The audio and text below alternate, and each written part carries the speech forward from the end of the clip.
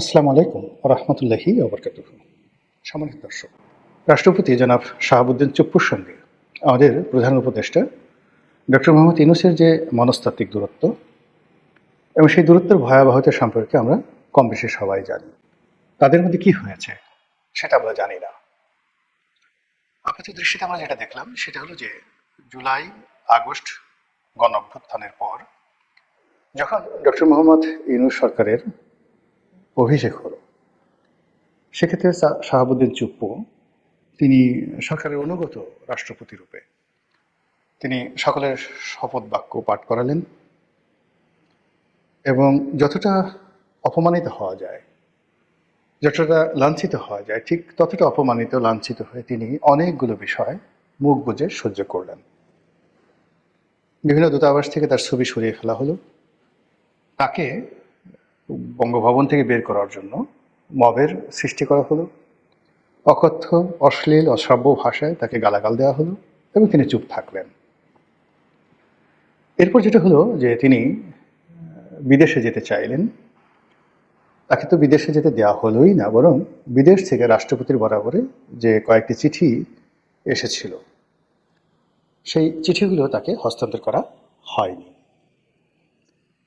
তার প্রেস এবং মিডিয়া দেখার জন্য বাংলাদেশের যে রাষ্ট্রীয় কালচার আছে সেই কালচার অনুযায়ী সেই যে কোনো ঘটনা, অর্থাৎ একজন রাষ্ট্রদূত যাবেন, তার নিকট দেখা করবেন, বঙ্গভবনে যারা যাবেন, সেই বিষয়গুলো সংবাদ মাধ্যমে জানানোর জন্য রাষ্ট্রপতির একটা প্রেস উইংস ছিল। এটাকে উইথড্র করে নিয়ে যাওয়া হয়েছে, ফলে আসলে উনি ওখানে কার্যত গৃহবন্দী অবস্থায় আছেন। এই জিনিসগুলো কেন হলো, কি কারণে হলো এবং রাষ্ট্রপতি চুপ্পুর দোষ কি? আওয়ামী লীগ জমানাতে তাকে নিয়োগ দেওয়া হয়েছিল এবং তিনি মনে প্রাণে একজন আওয়ামী লীগের, শেখ হাসিনার প্রতি তার আনুগত্য সীমাহীন। তো এটা তো সবাই জানে। তাই যদি হতো তাহলে জুলাই আগস্ট বিপ্লবের পরে সবাইকে পরিবর্তন করা হলো, রাষ্ট্রপতিকেও তো আসলে পরিবর্তন করে দেওয়া উচিত ছিল। কিন্তু সেটা যখন করা হলো না, সেই ক্ষেত্রে রাষ্ট্রপতিকে যদি আপনি পদে রাখেন, তাহলে ব্যক্তি জনাব শাহাবুদ্দিন চুপ্পু নয়, রাষ্ট্রপতি, গণপ্রজাতন্ত্রী বাংলাদেশ সরকারের রাষ্ট্রপতির যে প্রাপ্য সম্মান এবং মর্যাদা, এটা দিতে জাতি হিসেবে যদি আমরা কার্পণ্য করি, তাহলে আমাদের পুরো শাসনতান্ত্রিক ব্যবস্থাতে যে বদ নজির তৈরি হলো, এটি আগামীতে চলতে থাকবে। সেই কাজটি ডক্টর মোহাম্মদ ইউনূসের জামানাতে প্রবলভাবে হলো। রাষ্ট্রীয় যখন প্রোটোকল প্রদর্শন করা হয়, সেখানে রাষ্ট্রপতি এক নম্বর ব্যক্তি, তিনি মঞ্চে উঠবেন, বাকি সবাই থাকবেন। এবং এখন যদি প্রধান উপদেষ্টা বলা হয়, তাহলে এটার অন্তর্নিহিত সত্য কি? প্রধান উপদেষ্টা মানে রাষ্ট্রপতিকে যিনি উপদেশ প্রদান করবেন। তো রাষ্ট্রপতিকে যিনি উপদেশ প্রদান করবেন, উপদেষ্টা, তিনি তো আসলে রাষ্ট্রপতির সাথে বড় হন না।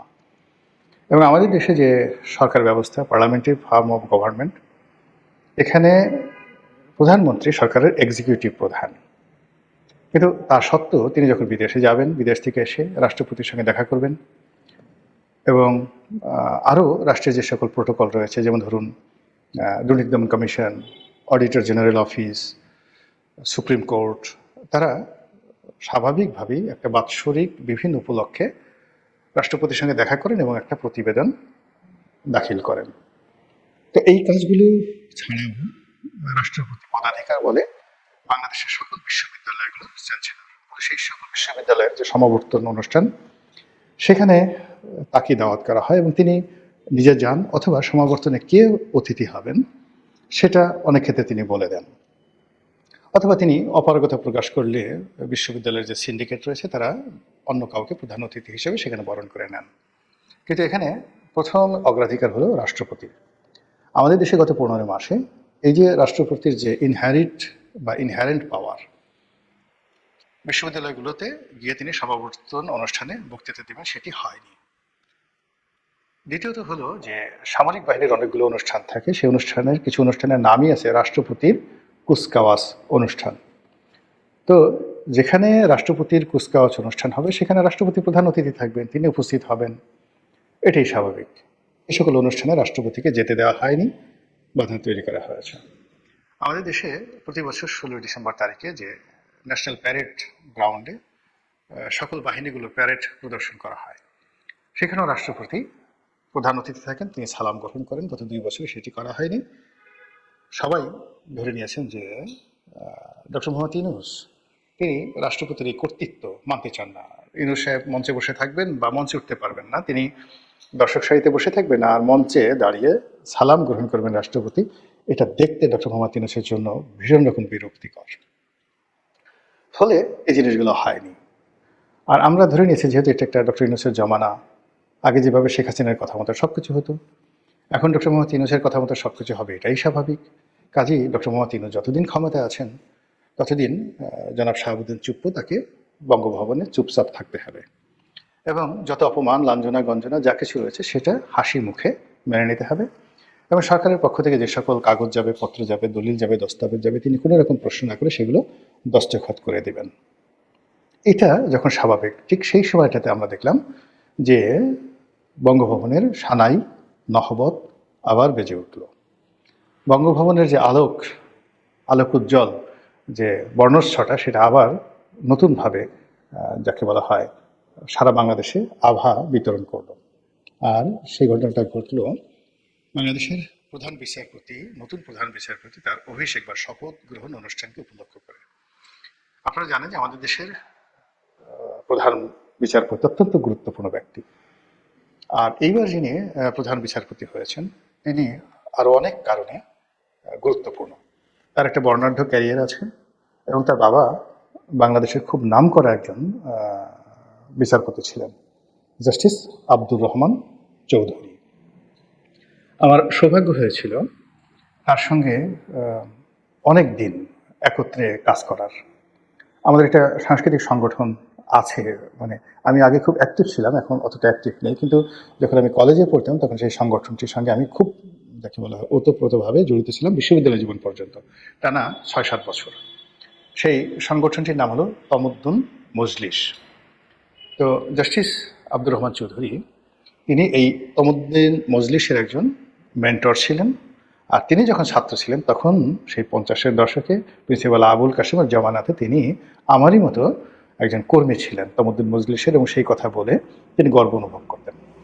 তো তার আছে বর্ণাঢ্য রাজনৈতিক অভিজ্ঞতা, মানে বর্তমান যিনি প্রধান বিচারপতি তার বাবার আব্দুর রহমান চৌধুরীর বর্ণাঢ্য রাজনৈতিক অভিজ্ঞতা। তিনি আইনজীবী হিসেবে খুবই প্রমিনেন্ট ছিলেন, বিচারপতি রূপে খুবই প্রমিনেন্ট ছিলেন, এবং সবচেয়ে বড় কথা হলো তিনি একজন ভাষা সৈনিক ছিলেন। 52 ভাষা আন্দোলনের একজন অগ্রগামী নেতা ছিলেন এবং ওই সময়টাতে সম্ভবত তিনি ডাকসুরও নেতা ছিলেন।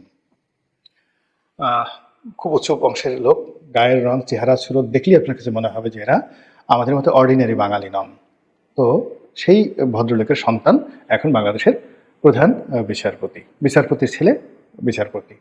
তো সেই দিক থেকে এই যে তার যে উচ্চ আদালতে তার যে অভিষেক, এটা দ্বিতীয় প্রজন্ম।